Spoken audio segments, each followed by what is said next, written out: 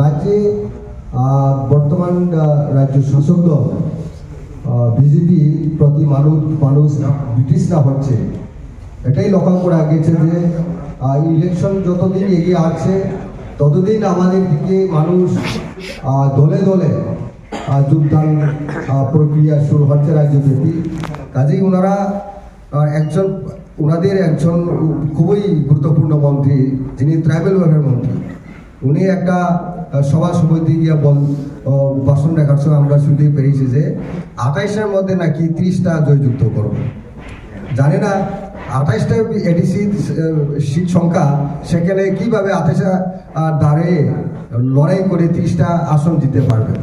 কাজেই ওনারা অঙ্ক ভুল হয়ে গেছে, সভা সমিতিতেই বোঝা যাচ্ছে, ওনাদের মুখ থেকে বেরিয়ে আসছে যে ওনাদের অঙ্কটা ভুল।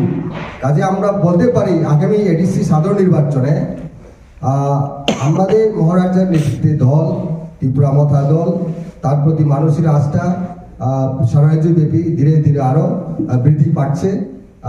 তার জন্যই আমরা বলতে পারি আজকে দিনে দাঁড়িয়ে আজকে যেখান থেকে মানুষ এসেছে সেখানে আমরা আমাদের ইলেক্টেড মেম্বার ছিল না, গতকাল যেখান থেকে মানুষ এসেছেন সেখানে আমাদের ইলেক্টেড মেম্বার ছিল না, সেখানে বিজেপির বর্তমানে এডিসি মেম্বার।